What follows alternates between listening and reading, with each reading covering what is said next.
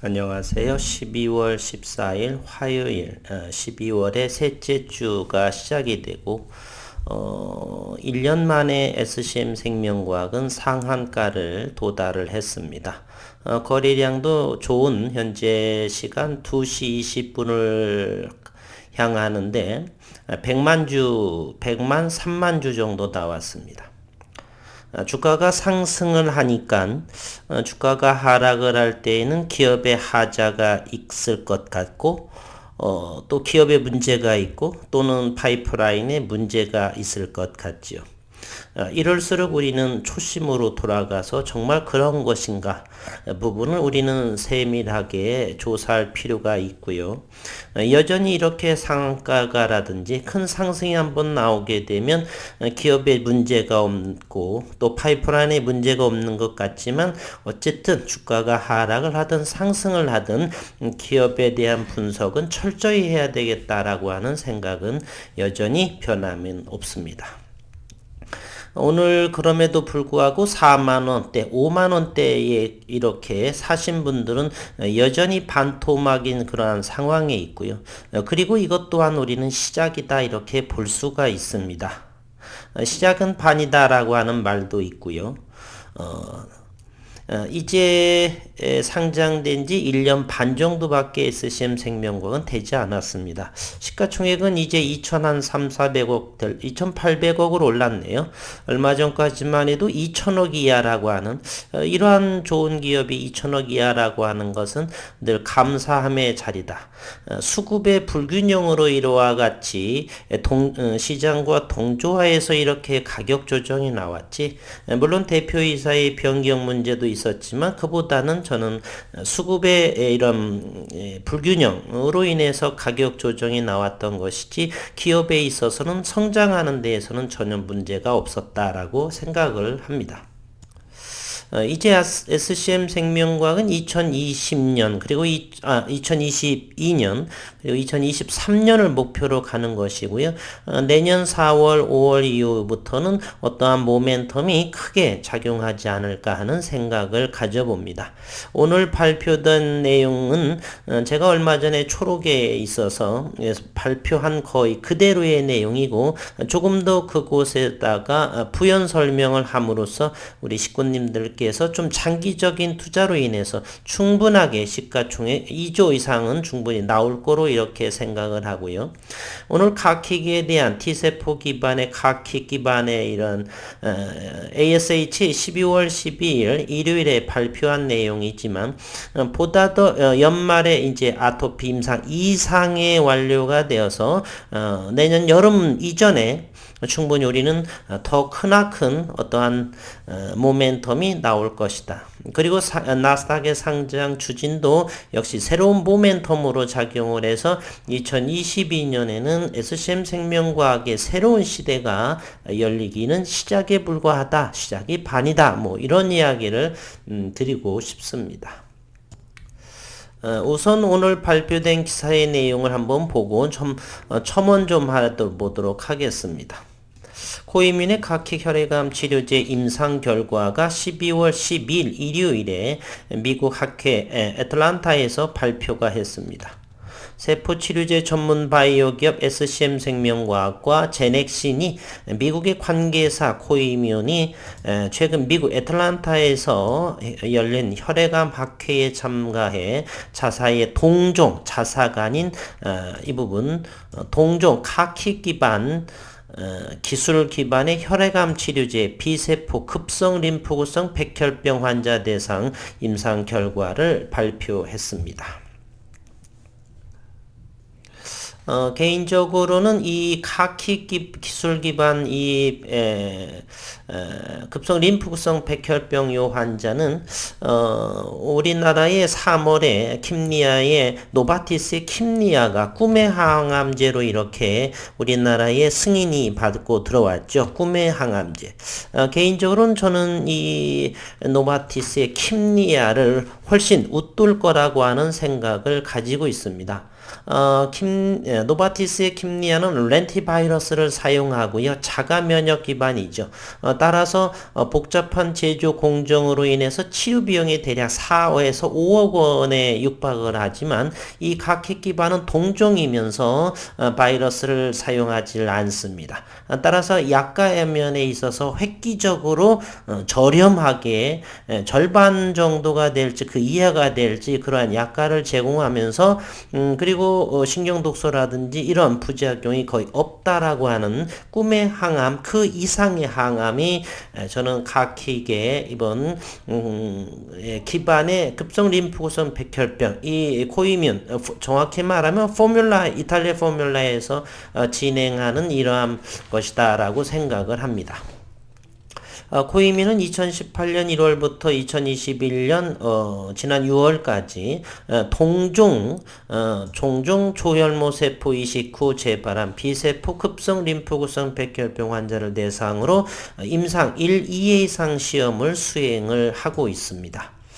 그래서 내년 10월 정도가 되면 임상 2상을 마치고요. 그러면서 그쯤에 나스닥을 2023년 진행을 한다라겠는데 보통 우리가 국내의 코스닥이라든지 미국의 나스닥을 상장할 때는 임상 2상 진행하는 그러한 것을 가지고 기술 특례라든지 미국은 정확하게 모르지만 임상 2상 정도 진행을 하면서 나스닥이나 코스닥에 상장을 하는데 이 이탈리아 포뮬러에서 이 진행하는 요 카킥의 이런 AAR 임상 실험은 내년 10월 정도가 되면 이 이상이 완료가 됩니다. 따라서 저는 내년 하반기, 내년 말 정도는 충분하게 나스닥 상장 진입에 성공할 거라 하고요. 그리고 올해 초부터의 나스닥 상장의 전문가를 이미 SCM 생명과학은 모셨죠. 현재 그와 같이 진행을 하고 임상 이상도 내년 2022년 10월에 마치기 때문에 충분하게 현재 데이터도 상당히 좋고요. 충분하게 내년 말 정도면 나스닥 상장도 충분히 어느 정도 가능성이 있고 조금 늦어지더라도 2023년 1분기 내에는 충분히 나스닥에 진입을 함으로써 SCM 생명과학의 지분평가이익은 최대화가 되지 싶다 이런 생각을 가지고 있습니다. 이제 그러니 넉넉하게 1년 한 15개월 정도 1년 반도 아닌 대략 개월수 한 15개월 정도를 기다리게 되면 큰 성과를 예견할 수가 있다. 그리고 내년 여름 정도가 되면 올 연말에 SCM 생명과학의 아토피 피부염도 대단한 저는 크게 높이 평가를 하고 있는데 다양하게 어쨌든 내년도에는 큰 기대감을 가지고 있습니다. 어쨌든 임상 1, 2회 이상 시험을 수행 중에 됐고 이 질환 조혈모 세포 이식 치료 등의 2차 치료도 실패할 경우 기대 수명이 약 6개월에 불과해 의료적 비충족 수요가 대단히 높은 질환입니다. 코이민의 발표에 따르면 해당 기간 총 21명의 환자, 어린이 4명, 성인 17명에서 각기 CD19 세포 치료제를 투여했으며 4가지의 다른 용량의 세포를 투여받은 21명의 환자 중 13명에게서 완전관의 결과를 보였습니다. 지난해 12월에는 11명 중에서 10명, 91%의 CR을 완전관을 보였는데 이번에 인원이 조금 많아졌죠. 21명 중에서 21명 중에서 13명에서 완전관해를 보였고 특히 2가지 고용량의 세포를 투여받은 15명의 환자 중 11명 73.3%의 완전관해 확인한 우수한 결과를 얻었습니다. 또한 대부분의 환자에게서 각기 CD19 세포가 증가했고 이 세포는 최대 22개월 동안 측정이 됐다라고 발표했습니다. 회사 관계자는 21명의 임상 환자 중 고용량의 세포를 투여받은 6명의 환자에게서 사이토카인 방출 증후군이 관찰됐으나 기존 CAR-T 치료제와 대비해 안전성이 높다 이렇게 볼 수가 있고요. 지난해는 인원이 조금 적어서 그런지 사이토카인 방출 증후군은 21% 3명 정도가 이렇게 나왔었습니다. 이번에는 고용량 투여에서 6명의 환자에게서 관찰이 됐다.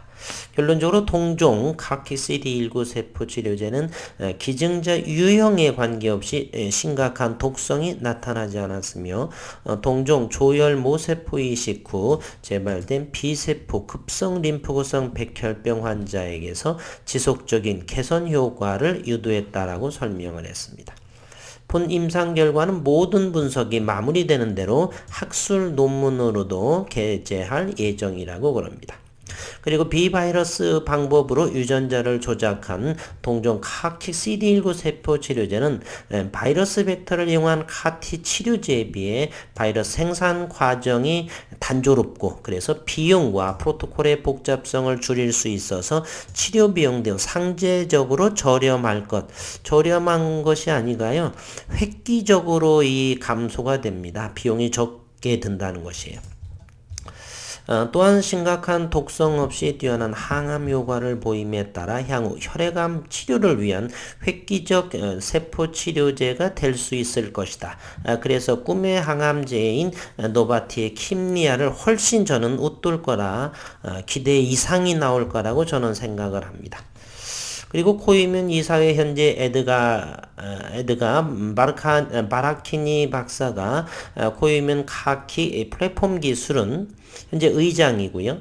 이전 세대의 CAR-T 치료법에 비해 개선된 그래서 유효성과 안전성에서 상당한 이점을 제공함으로써 차세대 면역 항암 치료제를 제공할 수 있는 강력한 잠재력을 지니고 있다라고 강조했습니다.